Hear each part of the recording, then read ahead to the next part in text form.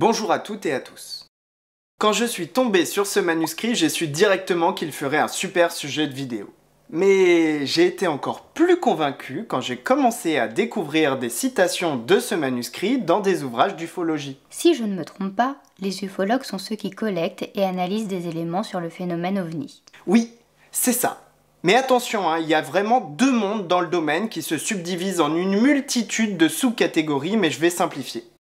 Le premier courant peut être qualifié de sceptique.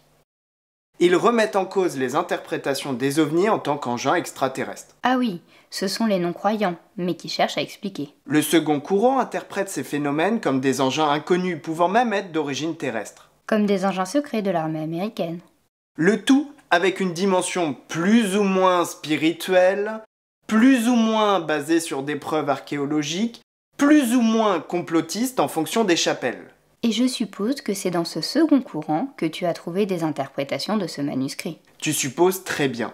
Et tu vas voir qu'il y a énormément de choses à dire en matière de méthode historique. Allez, on enchaîne. Générique.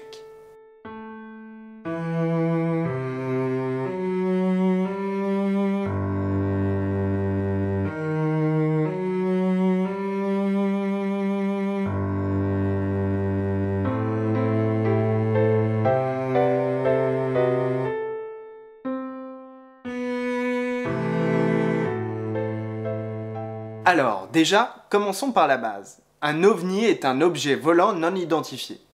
Utilisé couramment pour désigner un vaisseau spatial habité mais qui ne viendrait pas de la Terre, pour ma part, je vais l'utiliser dans un sens strict. En mode, on ne sait juste pas ce que c'est et rien de plus. Exact. Et c'est bien le cas de notre manuscrit du XVe siècle. On a affaire à un ovni. Ce n'est pas anecdotique. Il faut le considérer, mais ce n'est pas forcément assimilable à l'hypothèse extraterrestre. Et tu décides tout seul ? Elle est où la science là-dedans ? En fait, comme dans toutes mes vidéos, je me base sur des études scientifiques. Il y a d'ailleurs une partie des références utilisées en commentaire de cette vidéo. Je vous laisse aller vérifier. Reprenons. Comme le souligne le psychologue Manuel Jiménez, le phénomène ovni se caractérise avant tout par le fait que certaines personnes observent ou disent avoir observé des phénomènes dans le ciel qu'elles ne reconnaissent pas et dont elles témoignent. Avec ce document, on a affaire à une copie de chronique de la fin du XVIe siècle ou du début du XVIIe. Celle-ci se base sur des écrits plus anciens, assez contemporains des faits. À ce stade, il me semble important de faire un petit point avertissement, même si c'est une évidence, ça fait du bien en le disant. Dans un cas ancien comme celui-ci, on peut faire toutes les recherches du monde.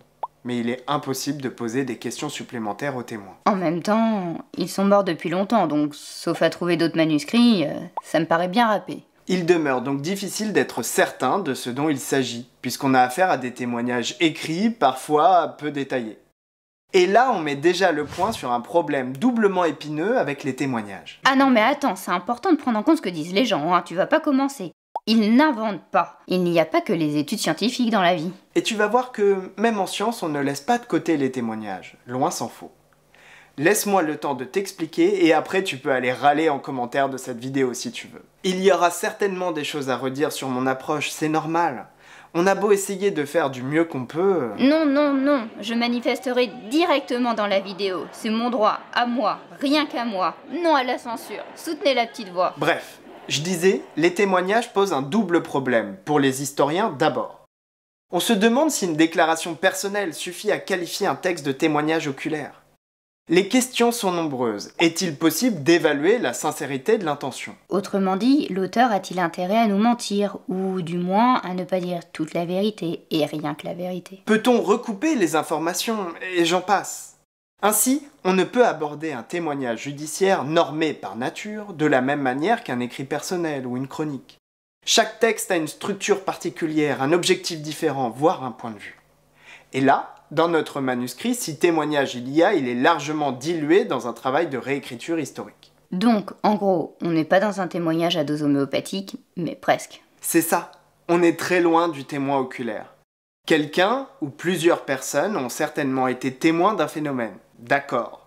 Mais la chronique en propose une interprétation. On est donc à des années-lumière du simple récit exprimé à la première personne. La valeur du témoignage et du témoin trouve son origine dans l'utilisation qui en est faite, plutôt que dans la vérité du propos. De sorte que le témoignage est la manière la plus directe d'avoir accès au passé. Mais il peut être aussi l'outil de falsification.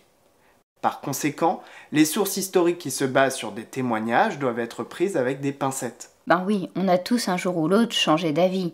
Et parfois, on est convaincu d'avoir vu quelque chose. Mais le temps aidant, on peut revoir sa position. En histoire, la question centrale est sur l'interprétation à faire du témoignage, voire même de son interprétabilité. Et de ce point de vue, tout dépend de la société dans laquelle intervient ce témoignage. Bref, tout ça pour dire que c'est un sujet fort ancien et qui continue de susciter des débats. Comme le soulignait déjà Marc Bloch, la diversité des témoignages historiques est presque infinie. Voilà. C'est pourquoi en histoire, on considère qu'il faut peser les témoignages en analysant le témoin et le récit. Mais dans notre texte, on est totalement dépourvu de cette possibilité. En rentrant le soir, on est aperçu sur la route comme une boule rouge qui arrivait sur nous. Elle arrivait sur la droite et dans un virage, elle nous a coupé la route. Et là, elle est partie sur la gauche. Alors on a dû freiner brusquement pour l'éviter parce qu'on ne pouvait pas passer en dessous tellement elle passait basse. On a donc tendance à considérer qu'une telle source manuscrite doit être interprétée comme un moyen de cerner les représentations sociales, indépendamment de la vérité ou de la réalité des faits. Et c'est d'autant plus vrai que là, on a affaire à un témoignage rapporté et non pas direct. Bon, ça, c'est pour l'approche en histoire.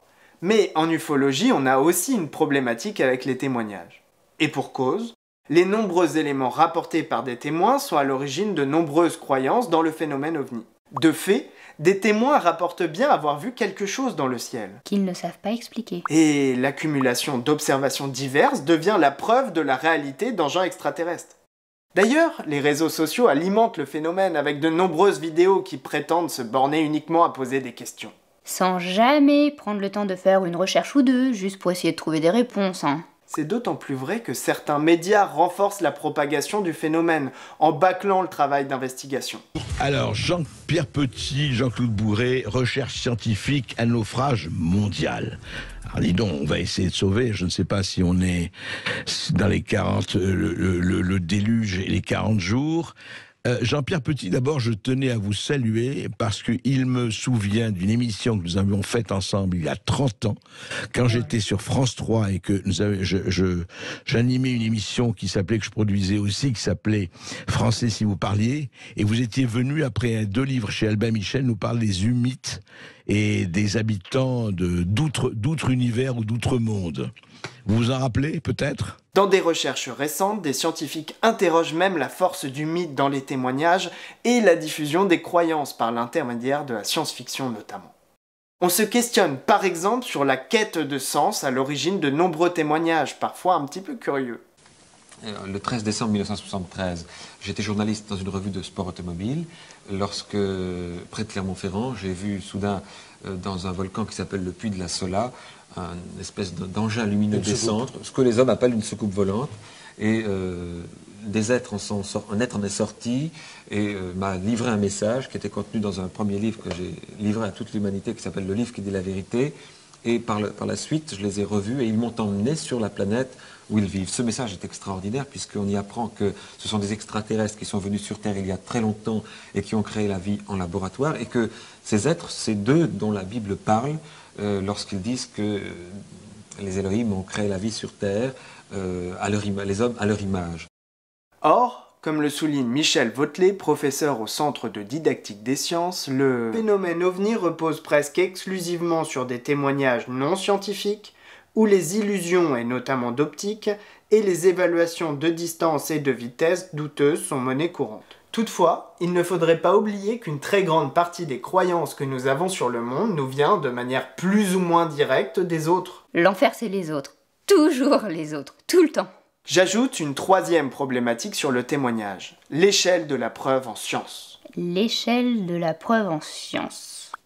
C'est quoi l'idée, là ? Je vous mets à l'écran une pyramide de la preuve basée sur celle proposée par Thomas Durand. En science, une multiplication d'anecdotes et même de nombreux témoins ne suffisent pas pour établir un fait, parce qu'il y a ce que l'on appelle la hiérarchie des niveaux de preuve. D'ailleurs, ce n'est pas parce qu'on a des milliers de témoins qu'on ne peut pas discuter. Bah quand même, des milliers, c'est pas rien. Tu connais l'affaire de Fatima et de la prétendue apparition de la Vierge Marie ? Tous les témoins ne voient pas la même chose, et ça on le sait, le phénomène est assez bien documenté. Mais c'est la masse de témoins qui donne du crédit au récit central, ce qui offre une réalité palpable à l'événement. Mais surtout à ses aspects les plus extraordinaires, qui ne sont corroborés que par un seul témoignage. Dans la même veine, pour interroger le rapport au témoignage en science, je te propose une petite expérience de pensée. Si je te dis que j'ai croisé un beau papillon jaune à pois noirs en allant dans mon jardin tout à l'heure, mon témoignage est-il suffisant selon toi, petite voix ? Ben oui, enfin, je vois pas trop, c'est un papillon en fait. Mais si je te dis cette fois qu'en utilisant un citron, tu peux déterminer si tu as du magnétisme en toi, mon témoignage est-il toujours aussi suffisant selon toi, petite voix ? Hein, non mais quoi ? Hein ? Mais c'est quoi ton affaire ? Et voilà, une déclaration extraordinaire nécessite des preuves extraordinaires. Et plus la déclaration s'éloigne de ce qu'on connaît du monde actuel, plus le niveau de preuve exigé sera élevé. Qui plus est, ce n'est pas à toi, qui n'y crois pas, de fournir les preuves solides, mais c'est bien à moi qui fais cette déclaration un petit peu curieuse. Et pour le citron, je n'ai que ça comme preuve. Pour savoir si vous avez un bon magnétisme, vous prenez un citron. Celui-ci, c'est un citron orange, donc c'est spécial, hein. Donc ou une orange, et vous prenez votre fruit et vous allez tenir dans vos mains pendant 10 minutes, un quart d'heure. Ensuite, vous le posez sur un meuble. Le lendemain, vous le reprenez 10 minutes, un quart d'heure. Ensuite, vous le reposez sur le meuble. Et vous faites cet exercice pendant à peu près 4 à 5 jours. Si au bout de 4 à 5 jours, vous faites tomber votre citron et que votre citron est dur comme de la pierre, c'est que vous avez du magnétisme. Si votre citron est mou comme celui-ci, que je n'ai pas magnétisé d'ailleurs, c'est que vous n'avez pas de magnétisme. Donc voilà, hein, c'est pas gagné du tout. Et t'es clairement pas obligé de me croire pour le magnétisme. Tant mieux, me l'a soulagé quand même. En science, on considère qu'une rumeur ne vaut pas un témoignage, ou même plusieurs témoignages. Alors qu'une vidéo peut être l'objet d'un trucage, même si elle est super bien faite et impressionnante.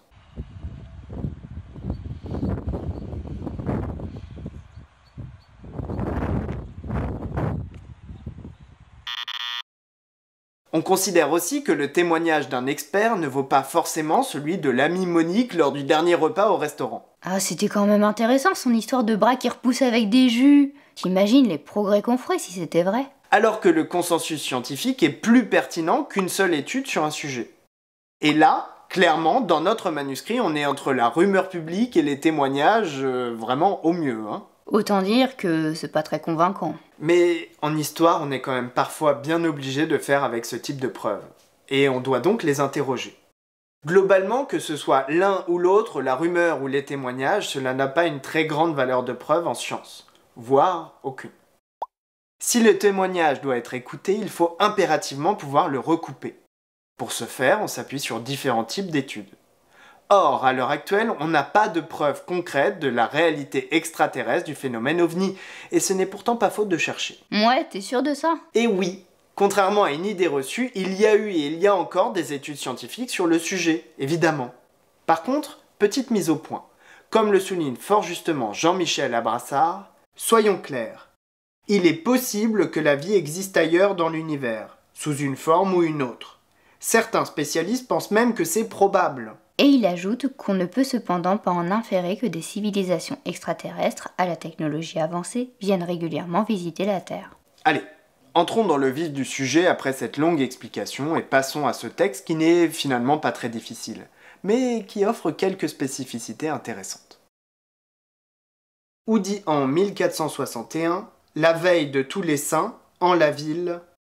Le mot qui débute ce texte, Oudy, est issu du moyen français et renvoie à en le. Comme on l'avait déjà vu dans la dernière vidéo. Avec la date 1461, on a affaire à des chiffres arabes. Bon, dans ce cas, dans votre transcription, maintenez les chiffres arabes en chiffres arabes, ne vous posez aucune question. Agglutinement entre la et veille. C'est-à-dire une association intempestive entre deux mots. Ce qui peut gêner la lecture. Il faut simplement faire abstraction mentalement. Et ça veut dire quoi, la veille de tous les saints ? Ah, bonne question. Le vocabulaire peut souvent poser des problèmes. Tous les saints, c'est la Toussaint. qui est célébré le 1er novembre. La veille, c'est donc le 31 octobre. Oh, mais en fait, c'est Halloween. Et tu ne crois pas si bien dire. En anglais contemporain, Halloween peut se traduire justement par la veille de tous les saints. Ici, le terme de saint connaît une abréviation à l'aide d'un S barré. Ah oui, on en a parlé avec le manuel de Pierre Achard. Nouvel agglutinement entre en et la. Oui, mais là il peut se le permettre, puisque le N est clairement terminal, comme en témoigne la chute sous la ligne d'écriture du dernier jambage. Par contre, c'est plus difficile avec l'association entre la et ville qui suit, puisque le V au premier jambage développé peut parfaitement se rencontrer en position médiane. D'Arras, et au pays à l'environ, fut vu au ciel. Le A capital d'Arras est intéressant, puisque le plus souvent la lettre n'est pas barrée, comme dans cet exemple-là, ou celui-là. Donc le A majuscule n'est pas barré. Sauf que parfois c'est barré, comme là, ou là. Mais dans un cas comme dans l'autre, ça ne change pas grand-chose pour les auteurs de l'époque. Donc ça peut être barré ou pas. Super, il n'en faut vraiment qu'à leur tête ces auteurs. L'adverbe « à l'environ » se rencontre par ailleurs, comme dans cet exemple. Mais c'est clairement pas le plus courant. L'orthographe de vu en V, E et U se maintient longtemps à l'écrit. Elle est liée au fait qu'on ne prononce plus, à cette époque, les deux voyelles. Or, si la réduction du hiatus se fait à l'oral, donc vu, orthographié V-E-U, se prononce bien vu. À l'écrit, on maintient bien cette variante. Aux grandes dames des grammairiens d'ailleurs. Une chose ardente comme un barreau de feu, bien gros. Sur la même ligne, les premiers jambages du U de une et de un sont intéressants. Dans ce cas, le jambage est l'évogire à trait d'amorce. Ce qui le fait chuter sous la ligne d'écriture. Et on en connaît d'autres comme cet exemple de veuve à Paris, ou celui de ville au Havre. Comme est abrégé par contraction. On a bien le début avec le C et le O, et la fin avec le E bouclé. Le petit trait vers le bas à la fin sert quant à lui à signaler cette abréviation. Dans feu, on constate l'usage d'un signe diacritique avec le tréma. Encore une fois, il n'explique rien. Bon, eh ben allons-y. Un signe diacritique est un élément ajouté à une lettre pour la distinguer. Je disais donc, le tréma est très courant. Il remonte au manuscrit anglo-normand du XIIe siècle. Au XVIIe, le tréma peut avoir différentes valeurs. Parfois, il sert à accentuer les syllabes pour distinguer le U du V. Alors qu'en 1673, l'Académie française ne le recommande plus que dans vue ou grenouille pour éviter de mauvaises lectures. Mais enfin, globalement, ce que vous pouvez retenir, c'est que l'usage du tréma est assez anarchique. Et long de 4 toises et environ d'épaisseur en. Long est ici utilisé dans le sens de long, L-O-N-G. Mais on comprend bien la variante ici puisqu'elle est assez habituelle. Et les toises ici, c'est une unité de mesure? Oui, elle vaut 6 pieds exactement. Non, mais t'es sérieux là? Bah quoi, tu me demandes, je te réponds, hein. Franchement... Oh, bon, une toise fait 2 mètres environ, voilà, t'es contente? Ouais. Donc, on ne connaît pas la grosseur, mais la longueur est estimée à 8 mètres. Ici, le signe qui ressemble à une arrobase, c'est en fait un étironien. On en avait parlé dans la vidéo sur l'échiquier de Normandie. Dans épaisseur, notez la graphie particulière du P en X. C'est une lettre spécifique qu'il faut apprendre à reconnaître. De plus, les S dans ce mot chutent bien peu sous la ligne d'écriture. Forme de la moitié de la lune et fut ainsi au ciel. Comme par l'espace de demi-quart d'heure, et voyait-on. S'il n'y a pas de difficulté particulière sur la ligne du dessus, celle-ci est un petit peu plus corsée. Au début, on retrouve la même conjonction comme avec une abréviation identique. Bien vu! Et juste après, on trouve un P barré, tel qu'on en a déjà vu dans la vidéo de Pierre Achard. Une fois n'est pas coutume, l'espace connaît un accent en position initiale. Et celui-ci témoigne d'une maîtrise vacillante de l'auteur quant au remplacement de l'accent selon les normes des grammairiens, qui elles-mêmes sont en cours d'établissement. Clair comme à pleine lune ou plus, et enfin, comme n'est pas évident à lire ici, puisqu'il utilise une autre abréviation que ce à quoi il nous a habitués jusqu'à maintenant. Dans ce cas, c'est un tilde de nasalisation. D'origine médiévale du coup. Parce que seul un M était l'idée. Le A de A pleine possède un très beau trait d'amorce. Et celui barreau qui était loin en façon crinquille. Sur cette ligne, je voudrais attirer votre attention sur 2 points. le U de barreau est pointé. Or, on est dans le schnorr et c'est une pratique courante localement. Ah, et vous, le Bijon aussi, je connais cette voix. Ah, monsieur Vasseur, quelle bonne surprise! C'est pour recommander, monsieur Vasseur, faut signer là. Monsieur Vasseur, ça y est, je parle, je timide couramment. Je comprends tout, qu'est-ce que vous dites, hein? Je timide deuxième langue, écrit, lu, parlé. Ah! Eh ben, ça se fait. Un trait, je vous offre un petit quelque chose. Allez. Oh, alors le haut, dis donc. Du coup, pour le tréma de tout à l'heure, t'es toujours aussi sûr? Et tu as raison. Pour feu, finalement, on peut parfaitement avoir affaire à une accentuation, puisque l'auteur accentue ici les U en position terminale. Ouais, c'est surtout quand il a le temps, parce que c'est loin d'être systématique, même dans un extrait si court. Notez aussi que le C de façon est porteur d'une belle cédille. Et comme souvent à cette époque, elle est bien nettement séparée du C. Ainsi, c'est un usage récent pour ce texte. Avant le XVIIe siècle, la cédille, qui est aussi un signe diacritique, est plutôt rare, mais se rencontre à l'occasion en fonction des auteurs.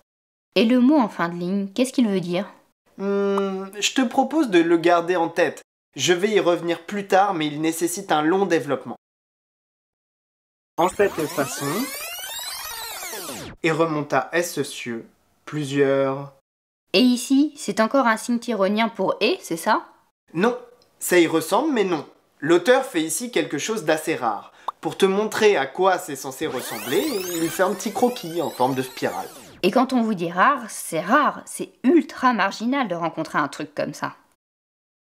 Jean d'Antour et dedans ladite ville le virent. Dans ladite, on a notre premier débarré dans ce texte. Cette lettre se prolonge sous la ligne d'écriture et c'est suffisant pour considérer qu'il s'agit d'une lettre spéciale. Même si elle n'est pas vraiment barrée ici.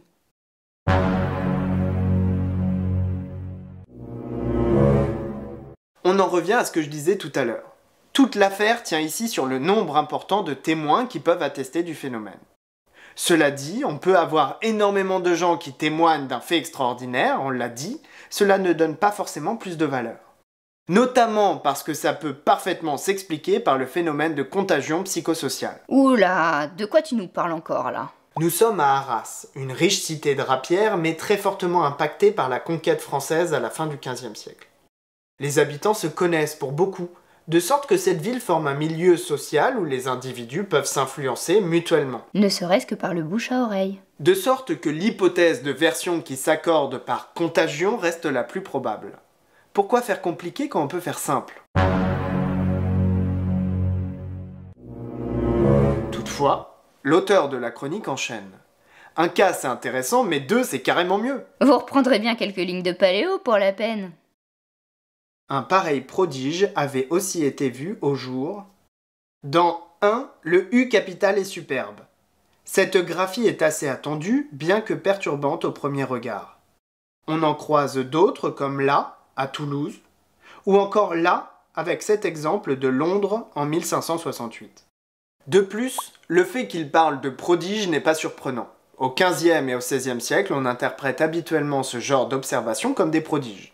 Cela sous-entend qu'il s'agit d'un événement extraordinaire perçu comme ayant une valeur de signe. Que l'on peut éventuellement interpréter, favorablement ou non. C'est ça. On considère que c'est porteur d'un message à décrypter. Toutefois, le terme est encore largement employé sans distinction. Il peut donc évoquer à la fois le domaine de la divination ou celui de la science naturelle. On considère alors que les événements étranges doivent être déchiffrés et qu'ils peuvent être à l'origine de vastes réflexions philosophiques. Ce qui se rencontre encore dans le mouvement QAnon. C'est donc loin d'être terminé. Pourtant, à l'aube du XVIIe siècle, une véritable rupture s'opère, et l'art de la précognition est de plus en plus contesté. Progressivement, la notion de prodige est alors de plus en plus délaissée. Peu à peu, dès cette époque, on considère donc qu'essayer de connaître les événements avant qu'ils ne se produisent est une pure chimère.